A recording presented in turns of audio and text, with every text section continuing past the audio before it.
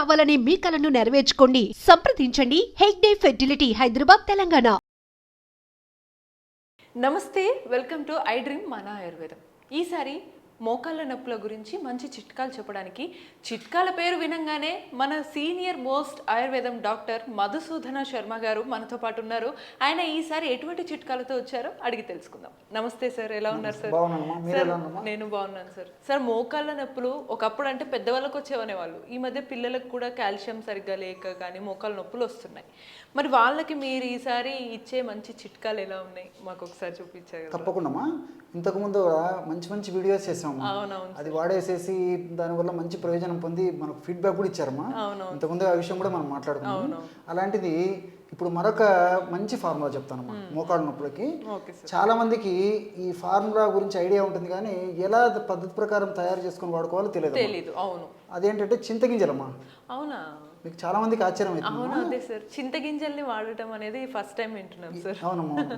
So సర్వసాధారణంగా మనము చింతపండు వాడుకుంటాము, చింతపండు రకరకాల వంటకాలలో ఆహార పదార్థాల తయారులో వాడుకుంటాం, కానీ దేనికి పనికిరావని చెప్పేసి చింతగింజలు మనం బయట పారేసి వస్తాం.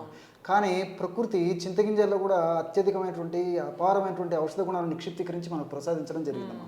సో వాటిల్లో ఈ మోకాళ్ళ నొప్పులకు సంబంధించి కూడా చాలా అద్భుతంగా పనిచేసేటువంటి ఔషధ గుణాలు అందులో ఉన్నాయమ్మా. సో మీకు ఔషధాన్ని కూడా తయారు చేసి కూడా చూపిస్తానమ్మా, ప్రేక్షకులు కూడా బాగా ఈజీగా అర్థమవుతుంది. ఎలాగంటేమా, ఇప్పుడు మరి కావాల్సిన ఇంగ్రీడియంట్స్ చెప్తే మీకు చెప్తానమ్మా.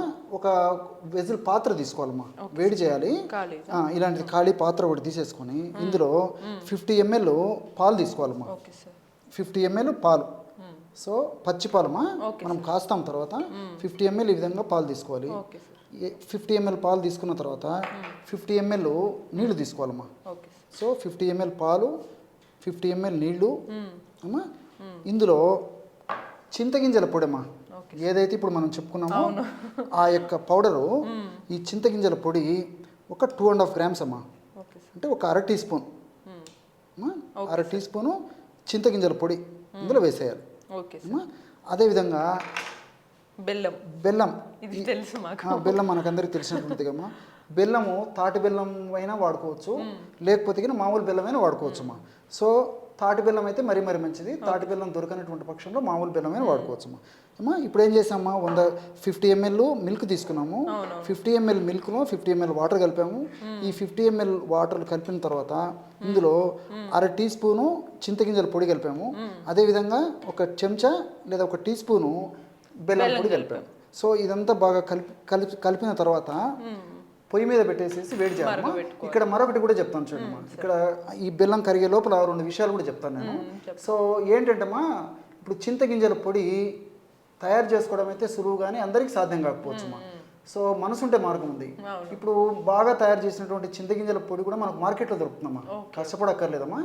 సో అలా కాకుండా ఓన్గా తయారు చేసుకోవాలంటమ్మా, చింతగింజలను వేయించేసేసి నీళ్ళల్లో వేసేసి ఒక రోజంతా బాగా నానబెట్టేసేసి మళ్ళీ తీసేసి మళ్ళీ వేయించేసేసి మెత్తగా పొడి చేస్తే అయిపోతుందమ్మా. సో మళ్ళీ ఇంట్లో కూడా చేసుకోవచ్చు. చింతగింజలు వేయించేసేసి నీళ్ళల్లో ఒకసారి వేయించి నీళ్ళల్లో వండే అంతా నానబెట్టేసిన తర్వాత పైన ఉన్నటువంటి ఆ బ్లాక్ ఇది ఉంటుంది కదమ్మా, తొలగించేసేయాలమ్మా. పొట్టు చాలా ఈజీగా వచ్చేస్తుంది. తొలగించిన తర్వాత లోపల పప్పు తెల్లగా ఉంటుంది కదమ్మా, తెల్ల పప్పు కావాలంటే మళ్ళీ ఒక పూట ఎండబెట్టేసేసి కాస్త వేయించేసేసి పౌడర్ చేయాలమ్మా. సో అలాగైనా చేయొచ్చు. మరి లేదు అంటే దాంట్లో జనరల్ కల్తీలు కలపడాలు ఇలాంటివి కూడా ఏముండదమ్మా. చింతగింజలు అంటే ఎటు పనికిరావు అని చెప్పేసి పక్కనే సెట్గా కాబట్టి అందులో ఏదో కల్తీ కలుపుతారని చెప్పేసి అది పని చేయదనేటువంటి ఇది కూడా ఏం లేదమ్మా.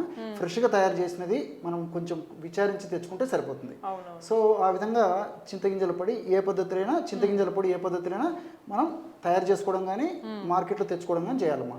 సో ఈ బాగా చెప్పిన ఇంగ్రీడియంట్స్ మనం మరగబెట్టాము. బెల్లం అంతా కరిగిపోయిందమ్మా. ఈ విధంగా కరిగిపోయిన తర్వాత పొయ్యి మీద పెట్టేసేసి సో 50 ml పాలు మిగిలేటట్టే మరిగించాలమ్మా.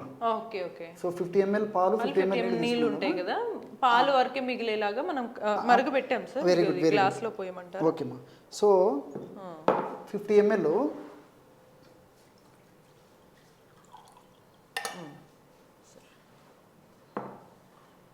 చాలా చక్కగా తయారు చేశారమ్మా.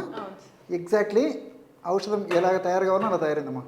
సో 50 ml పాలు తీసుకున్నాము, 50 ml నీళ్ళు తీసుకున్నాము, హాఫ్ టీ స్పూన్ చింతగింజలు పొడి వేసాము, 1 స్పూన్ బెల్లం కలిపాము, 50 ml నీళ్లు మరిగిపోయేసేసి 50 ml పాలు మాత్రమే మిగిలేలాగా మనం మరిగించడం వల్ల ఈ విధంగా బ్రహ్మాండమైనటువంటి పానీయం తయారైపోయింది మా క్షీరం. సార్ ఇప్పుడు మా అందరికి వచ్చే సాధారణ ప్రశ్న మీకు అర్థమయ్యే ఉంటుంది, చింతగింజల పొడి వాడటం వల్ల మాకు ఎలాంటి ఉపయోగాలు ఉంటాయి, మోకాళ్ళ నొప్పులు ఎలా తగ్గే అవకాశం ఉంటుంది? తప్పకుండా. సో ఈ పద్ధతిలో ఔషధం వాడుకోవాలమ్మా, 2 సార్లు వాడుకోవాలమ్మా. అంటే రోజుకి ఉదయం పూట ఈ విధంగా తయారు చేసుకుని వాడుకోవాలి, ఆహారానికి ఒక అరగంట ముందు, రాత్రిపూట కూడా ఆహారానికి అరగంట ముందు ఈ విధంగా తయారు చేసుకుని వాడుకోవాలమ్మా. రోజు 2 సార్లు ఈ విధంగా తయారు చేసుకుని వాడుకోవడం వల్ల ఈ మోకాళ్ళకు సంబంధించినటువంటి నొప్పుల్లో చాలా అద్భుతమైన ఫలితాలు కలుగుతాయమ్మా. ఎముకలకు దృఢత్వాన్ని ఇస్తుంది ఈ యొక్క ఔషధము. అదేవిధంగా కీళ్లకు మంచి శక్తిని ప్రసాదిస్తుంది. ఎముకల భాగంలో కీళ్ల భాగంలో రక్త ప్రసరణ బాగా చేస్తుంది. సో అక్కడ ఉన్నటువంటి నొప్పి, పోటు, బాధ, సలుపు, అసౌకర్యం ఇవన్నీ తగ్గిపోతాయి. చాలా కంఫర్టబుల్ వస్తుందమ్మా. తర్వాత లోపల ఈ యొక్క గుజ్జు ఉత్పత్తి అవుతుంటుందమ్మా. మోకాళ్ళ మధ్యలో గుజ్జు ఏదైతే తగ్గి నొప్పి వస్తుందో ఆ గుజ్జు ఉత్పత్తి అవుతుంది న్యాచురల్ గా. ఎగ్జాక్ట్లీ, ఎంత మంచి చిట్కా. ఉత్పత్తి అవుతుందమ్మా. ఇంకోటి ఏమంటే త్వరగా ఆ గుజ్జు కూడా త్వరగా అరిగిపోకుండా కూడా కంట్రోల్ చేస్తుందమ్మా. మల్టిపుల్ బెనిఫిట్స్ ఉన్నామా ఇవన్నీ. ఇన్ని రకాల బెనిఫిట్స్ ఉంటాయని ఇప్పటి వరకు చింతగింజలు పడేసిన ఎవరికి మాకు తెలియదు. ఎగ్జాక్ట్లీ అమ్మా, చాలా మంది తెలియదు. చీప్ అండ్ బెస్ట్, సూక్ష్మంలో మోక్షం. సో ఈ విధంగా రకరకాల ప్రయోజనాలకి ఇది పనికొస్తుందమ్మా ఈ మోకాళ్ళ నొప్పులకు సంబంధించి. అదేవిధంగా మనం ఆధునికంగా ఆలోచించినప్పటికమ్మా ఇందులో ఈ ఫైటో కెమికల్స్ ఉంటాయమ్మా. ఈ ప్రో ఆంథోసైనిడిన్స్ అని చెప్పేసి, ఎపికెటెన్సిన్స్ అని చెప్పేసి కొన్ని రకాల ఫైటో కెమికల్స్ వల్లనే ఈ యొక్క గుణం కనిపిస్తూ ఉంటుందమ్మా. సో సర్వసాధారణంగా ఏం జరుగుతుందమ్మా, మన దేహంలో ఎంఎంపిఎస్, టిఆర్ఏపి ఇలాంటి కొన్ని రకాలైన హానికారకమైన ఎంజైమ్స్ రిలీజ్ అవుతుంటాయి. ఈ హానికారకమైనటువంటి ఎంజైమ్స్ ఎక్కువగా రిలీజ్ అయినప్పుడు ఆ యొక్క ఎంజైమ్స్ హానికారకమైన ఎంజైమ్స్ యొక్క ప్రభావం చేతనే మోకాళ్ళ భాగంలో గుజ్జు త్వరగా అరిగిపోవడము, మోకాళ్ళ భాగంలో నొప్పి, పోటు, సలుపు, బాధ, అసౌకర్యం ఇలాంటివన్నీ కలుగుతుంటాయి. సో ఈ ఎంఎంపిఎస్, టిఆర్ఏపి అనే ఎక్సోగ్లైకోసైడ్స్ ఇలాంటి హానికారకమైనటువంటి ఎంజైమ్ల ఉత్పత్తిని తగ్గించేందుకు ఇప్పుడు నేను చెప్పినటువంటి ప్రో ఆంథోసైనిడిన్స్, తర్వాత ఎపికెటెన్సిన్స్ అనే రసాయన పదార్థాలు ఉపయోగపడతాయమ్మా.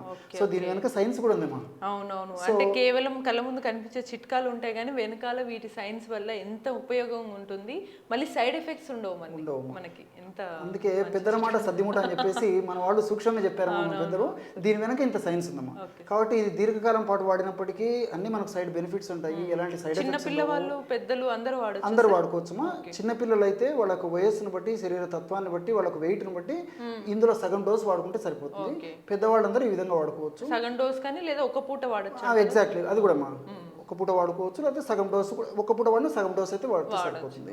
సో ఈ విధంగా వాడుకోవచ్చు. రెండోది ఏమంటే ఎక్కువగా వెయిట్ ఉన్నటువంటి వాళ్ళు, తర్వాత ఈ షుగర్ ఉన్నటువంటి వాళ్ళు బెల్లాన్ని మినహాయించేసి మిగతా పదార్థాన్ని తయారు చేసుకొని వాడుకోవచ్చు. సో వెయిట్ ఎక్కువ ఉన్నటువంటి వాళ్ళు, షుగర్ వాళ్ళు మినహాయించి వాళ్ళు మాత్రము బెల్లం వేసుకోవచ్చు. షుగర్ ఉన్న వాళ్ళు మాత్రమే బెల్లం వేసుకోవచ్చు. షుగర్ పాలు, నీళ్లు, చింతగింజల పొడి మాత్రం. వెయిట్, షుగర్ ఉన్నటువంటి వాళ్ళు అవి వాడుకోవాలి. సో మిగతా వాళ్ళందరూ మాత్రం బెల్లం కూడా యాడ్ చేసుకోవచ్చు.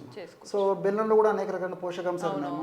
తర్వాత ఎగ్జాక్ట్లీ కాల్షియం ఉంది, ఐరన్ ఉంది, ఫాస్ఫరస్ ఉంది, మెగ్నీషియం ఉంది, కూలింగ్ ఏజెంట్ గా పనిచేస్తుంది, ఫైబర్ ఉంది, అనేక రకాల పోషకాంశాలు ఉన్నాయమ్మా. ఇవన్నీ కూడా ప్రత్యక్షంగా పరోక్షంగా ఈ మోకాళ్ళ నొప్పులు సమస్య త్వరగా తగ్గేందుకు సహకరిస్తాయి. అదేవిధంగా మోకాళ్ళ భాగంలో చక్కటి పోషణ ఇచ్చేందుకు ఉపయోగపడతాయి.